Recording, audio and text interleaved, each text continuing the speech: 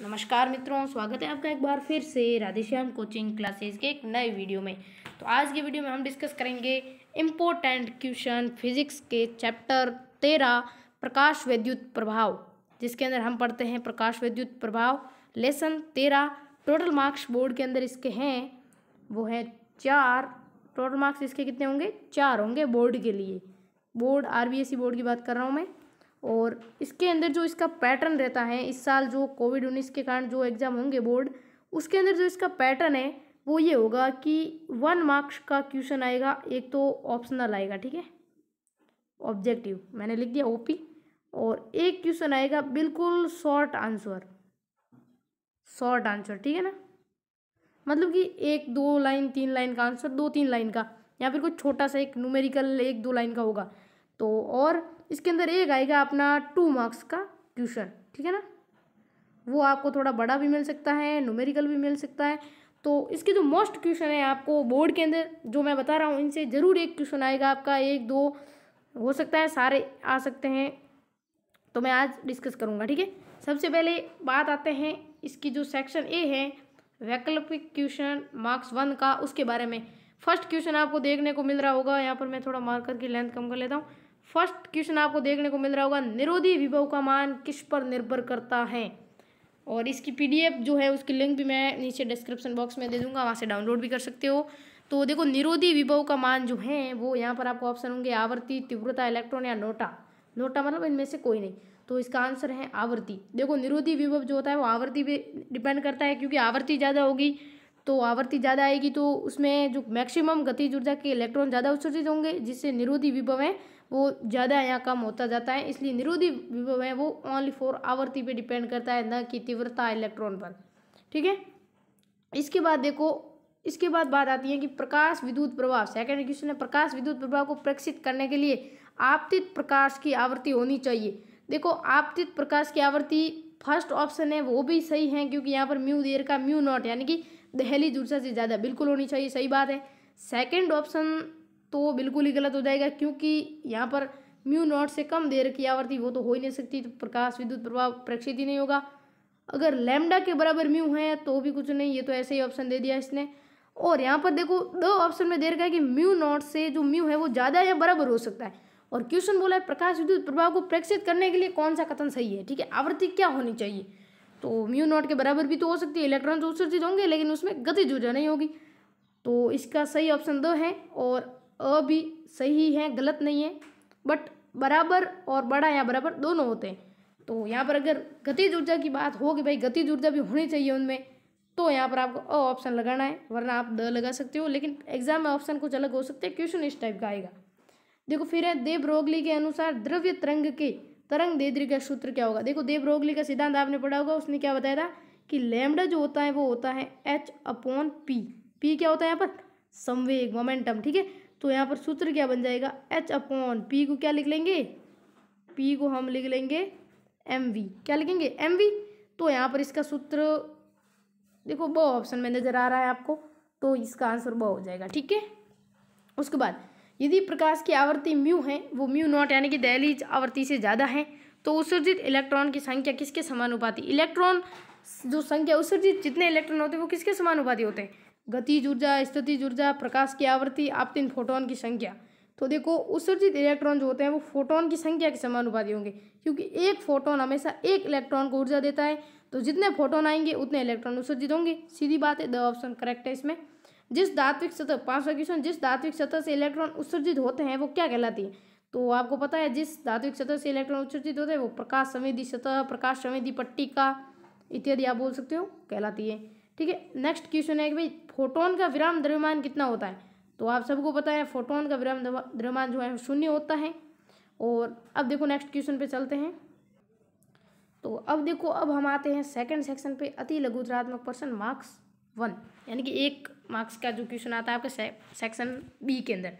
तो उसके अंदर आपको क्या पूछेगा? मोस्ट ऑफ इसके अंदर आपको पूछा जाएगा, यहाँ तो इस पार्ट से कुछ है नहीं ज़्यादा बड़ा पार्ट, आपको इस पार्ट की जितनी भी परिभाषाएं वो सारी की सारी याद कर लेनी है। हाँ दोस्तों, परिभाषा एक एक याद होनी चाहिए आपको, और इस पार्ट के 3 ग्राफ जो हैं वो बहुत इंपॉर्टेंट है, वो भी आपको याद होने चाहिए। और यहाँ पर वो जो तरंग दैर्ध्य ज्ञात की जाती हैं इलेक्ट्रॉन की। जो दे ब्रोगली के अनुसार जो तरंग दैर्ध्य होती है, जैसे कि इलेक्ट्रॉन के लिए हम 12.27 बट्टा जो आपको वोल्ट दे रखा होता है उसका अंडर लेते हैं, पीछे एंगस्ट्रम लगाते हैं। तो इस प्रकार से न्यूमेरिकल क्वेश्चन आपके आने के चांसेस बहुत ज़्यादा हैं।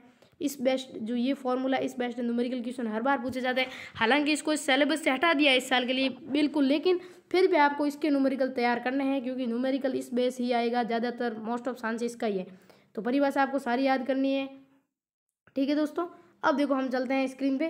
तो यहाँ पर फर्स्ट क्वेश्चन आपको देखने को मिल रहा है, प्रकाश विद्युत प्रभाव किसे कहते हैं। आप सबको पता है प्रकाश विद्युत प्रभाव किसे कहते हैं, 1 नंबर का क्वेश्चन आ सकता है बिल्कुल। फिर सेकंड है दहली आवृत्ति किसे कहते हैं, वह आवृत्ति, वह न्यूनतम आवृत्ति जिससे इलेक्ट्रॉन क्या हो जाए उत्सर्जित, वो क्या होती है दहली आवृत्ति। अब कार्यफलन की परिभाषा क्या होगी, कार्यफलन क्या होता है, देखो W0, सॉरी मैं रेड मार्कर से बताता हूँ आपको। तो जो कार्यफलन होता है वो होता है W0, या फिर आप उसको फाई नॉट भी बोल सकते हो। वो क्या होता है H म्यू नॉट होता है, ठीक है। H म्यू नॉट मतलब कि दहली आवृत्ति की संगत ऊर्जा ही क्या होती है कार्यफलन के बराबर। कार्यफलन क्या होगा कि वह न्यूनतम ऊर्जा जिस पर क्या हो इलेक्ट्रॉन, न्यूनतम ऊर्जा, आवृत्ति नहीं ऊर्जा, जिससे इलेक्ट्रॉन उत्सर्जित हो जाए, तो वो कार्यफलन होता है। अब निरोधी विभव क्या कहते हैं, निरोधी विभव किसे कहते हैं, तो भाई कैथोड के सापेक्ष एनोड को दिया जाने वाला वह ऋणात्मक विभव जिससे क्या हो प्रकाश विद्युत धारा जो है उसके अंदर जो प्रकाश विद्युत धारा बहती है वो क्या हो जाए शून्य हो जाए। जो हमने ये वाला ग्राफ बनाया था आपको पता हो, तो इधर एनोड का विभव लेते हैं, ठीक है। तो यहाँ पर देखो, यहाँ पर ऐसे कुछ, सॉरी यहाँ पर ऐसा ग्राफ था अपने, और जो सीधी रेखा मिल रही है अपन को, इसको हमने संतृप्त धारा भी बोला था पाठ के अंदर। और यहाँ पर जो ये वाला पॉइंट है, सॉरी ये बार बार ये वाला जो पॉइंट आपको नज़र आ रहा है वो क्या है, यहाँ पर विभव, यहाँ पर प्रकाश विद्युत धारा का मान शून्य हो रहा है। तो जो ये बिंदु है आपको यहाँ पर इस एक्सिस पे, वहाँ पर क्या है प्रकाश विद्युत धारा शून्य है। ये जो वाई एक्सिस पे ग्राफ है वो प्रकाश विद्युत धारा को दर्शाता है, तो इसको हम निरोधी विभव बोलते हैं। तो ये क्वेश्चन भी बहुत अच्छा है, आप आराम से करके आओगे मुझे पूर्ण विश्वास है। तो हमने ये तक क्वेश्चन निरोधी विभव तक देख लिया। फोटोन किसे कहते हैं, तो भाई देखो फोटोन किसे कहते हैं आप सबको भी पता है। फोटोन का विराम द्रव्यमान जो शून्य होता है, ये क्या होता है ऊर्जा के क्वांटा होते हैं जो सतह पर आते हैं और एक इलेक्ट्रॉन को, मतलब ये एक इलेक्ट्रॉन को अपनी ऊर्जा देते हैं, और एक इलेक्ट्रॉन एक फोटोन से ऊर्जा ग्रहण कर सकता है। तो फोटोन के बारे में आपको थोड़ा बहुत लिखना है।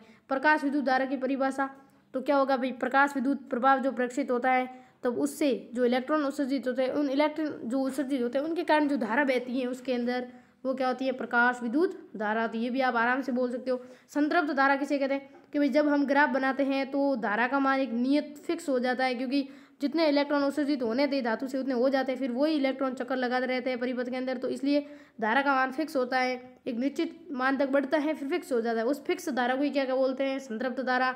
अब देखो PEC यानी फोटो इलेक्ट्रिक करंट यानी प्रकाश विद्युत धारा व विभव के मध्य ग्राफ बनाना है। तो ये सब ग्राफ आपको आने चाहिए, और PEC व तीव्रता के मध्य ग्राफ भी आना चाहिए, आवृत्ति के मध्य भी ग्राफ आना चाहिए। विभव के मध्य ग्राफ मैंने जो ये बनाया आप देख रहे हो ये वाला बनाना है आपको। और बात आती है कि तीव्रता के अंदर कौन सा ग्राफ बनाना है, तो मैं अभी आपको बता देता हूँ तीव्रता के अंदर भी। तो मैं ले चलता हूँ आपको न्यू पेज पे। यहाँ पर देखो सबसे पहले बात करें हम ग्राफ की, तो सॉरी एक सेकेंड, ये अपना एक्सिस है वाई, ये वाला वाई एक्सिस है, ये एक्स एक्सिस है, ठीक है। तो अगर तीव्रता की बात करें तो क्या होगा देखो, तो यहाँ पर आपको क्या करना है, जैसे कि यहाँ पर निरोधी विभव, यहाँ पर प्रकाश विद्युत धारा शून्य है, सॉरी ये बार बार डिस्टर्ब कर रहा है, तो यहाँ पर संतृप्त धारा हो गई, ठीक है। तो यहाँ पर अगर तीव्रता I1 थी तो ये वाला ग्राफ हो गया, ठीक है सेम। अब हमने क्या किया, तीव्रता को और बढ़ा दिया। देखो भाई तीव्रता को बढ़ाने से क्या होगा, जो अपना निरोधी विभव है उसके मान में कोई चेंजेस नहीं होगा, ओनली फॉर प्रकाश विद्युत धारा बढ़ेगी, क्योंकि तीव्रता बढ़ने पर इलेक्ट्रॉन जो उत्सर्जित है उनकी संख्या बढ़ जाती है, तो इसके कारण ये वाला हो जाएगा। अब देखो यहाँ पर क्या करेंगे हम, अगर हम देते हैं एक और तीव्रता, ये वाली अपनी I3 है, तो क्या होगा प्रकाश विद्युत धारा बढ़ेगी, लेकिन निरोधी विभव जो अपना है, जो अपना निरोधी विभव है, निरोधी विभव ये वाला अपना होता है निरोधी विभव का मान सेम ही रहता है इस ग्राफ के अंदर। अब हम बात करते हैं नेक्स्ट ग्राफ कौन सा है अपना, फटाक से बात कर लेते हैं इसकी भी। नेक्स्ट ग्राफ है अपना आवृत्ति के मध्य। किसके मध्य? आवृत्ति के मध्य। तो देखो आवृत्ति के अंदर क्या होता है कि जो धारा होती है संतृप्त धारा वो तो होती है फिक्स, जबकि ये अपनी क्या है μ1 आवृत्ति पे। अब देखो धारा तो उसमें फिक्स होती है, लेकिन निरोधी विभव का मान क्या होता है? निरोधी विभव का मान क्या होता है? अलग अलग होता है, और धारा एक ही होती है। क्योंकि देखो अलग अलग आवृत्ति का प्रकाश देंगे तो उसमें से जो इलेक्ट्रॉन है जो मैक्सिमम गतिज ऊर्जा वाले वो निकल के फिर धारा तो सेम ही रहेगी सबकी, जितने इलेक्ट्रॉन निकलते हैं उतने निकल जाएंगे। लेकिन निरोधी विभव अलग अलग होगा सबका, क्योंकि उसमें जो मैक्सिमम गतिज ऊर्जा के इलेक्ट्रॉन निकलेंगे वो सब में थोड़े बहुत अलग अलग होंगे, इस कारण क्या होगा? अलग अलग होगा। इसमें निरोधी विभव अलग अलग होता है, और जो विभव के मध्य ग्राफ है वो मैंने पहले आपको बता दिया है। अब वापस चलते हैं हम अपने पेज पे, ठीक है ना। तो ये सब 10 क्वेश्चन तक हमने देख लिया। अब हम और आगे चलते हैं। नेक्स्ट है भाई लघुत्रात्मक क्वेश्चन, अपना पार्ट सेकंड, लघुत्रात्मक क्वेश्चन। पहला क्वेश्चन, समान ऊर्जा के प्रोटॉन व अल्फा कणों के दे ब्रोगली तरंग दैर्ध्यों के अनुपात की गणना करो। तो ये सब आपको आने चाहिए, आप अच्छे से मिला लेना। इनमें से 100% जो मैं ये क्वेश्चन बता रहा हूँ उसमें मैंने 5 ऑप्शनल बताए हैं, 10 ये 15 और 5 7, इसमें कुल मिला के कम से कम 17-20 क्वेश्चन है, 15-17 क्वेश्चन है। ये सारे आप पढ़ लेना, आपका एक भी क्वेश्चन गलत नहीं होगा इस एग्जाम के अंदर, ये मेरी गारंटी है। और आप अदर क्वेश्चन भी पढ़ना, इसके ऊपर एकदम डिपेंड मत रहना, लेकिन आप ये पढ़ के जरूर जाना। आपका एक भी क्वेश्चन बाहर से आए तो आप चैनल को अनसब्सक्राइब कर लेना भले ही, और अभी आप चैनल को सब्सक्राइब जरूर करें। ऐसे ही मोस्ट क्वेश्चन आपको और पार्टों के मैं जरूर दूंगा, प्रोवाइड करूंगा। नेक्स्ट क्वेश्चन, 10 इलेक्ट्रॉन वोल्ट गतिज ऊर्जा के एक इलेक्ट्रॉन से संबंध दे ब्रोगली तरंग दैर्ध्य ज्ञात करो। ये वाले क्वेश्चन मैंने पहले ही आपको बता दिया है, बहुत ही इंपॉर्टेंट है। फॉर्मूला आपको याद होगा सबको, कौन सा लगाना है? वही इलेक्ट्रॉन की बात आती है तो 12.27/√v तरंग दैर्ध्य के लिए एंगस्ट्रम के अंदर, ठीक है।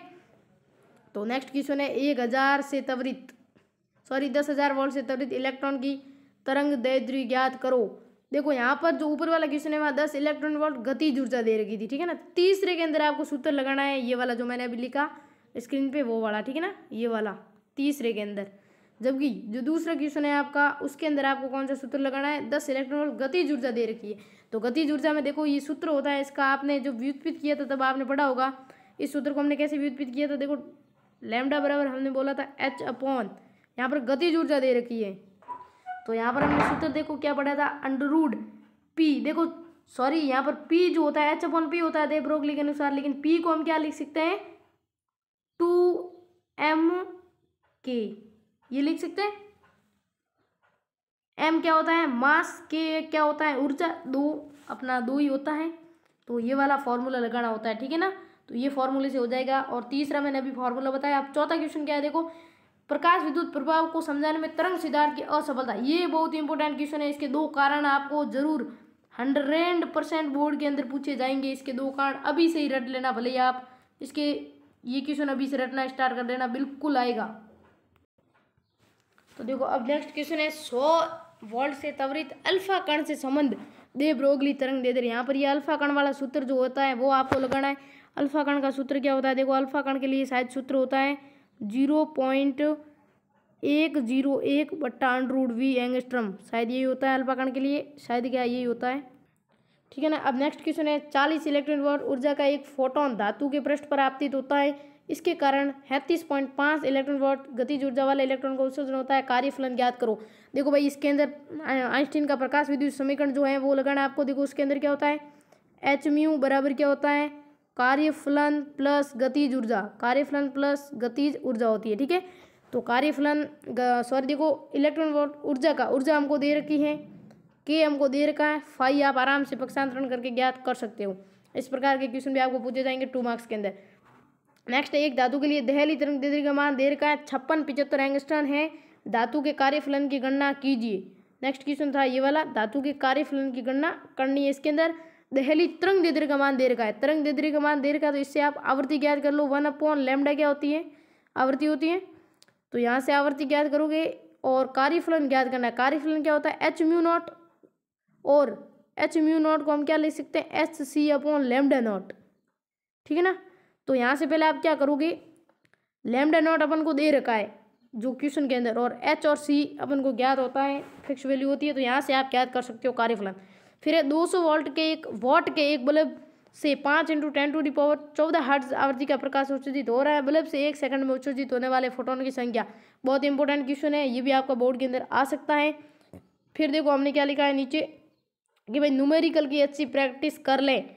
फिर हमने लिखा है बेस्ट ऑफ लक, सभी को best of luck board exam के लिए, बाय राधेश्याम कोचिंग क्लासेस। अगर अभी भी आपने हमारे चैनल को सब्सक्राइब नहीं किया है तो अभी ही जाके सब्सक्राइब कर लो, क्योंकि इम्पोर्टेंट क्वेश्चन आपको मैं बताने वाला हूँ जो बोर्ड के अंदर 100% टपकेंगे, और आपके फिजिक्स का 100 का सपना भी पूरा होगा, 95 का सपना है वो भी पूरा होगा, और किसी के 80 का सपना है वो भी पूरा होगा। सारे सपने आपके पूरे होंगे।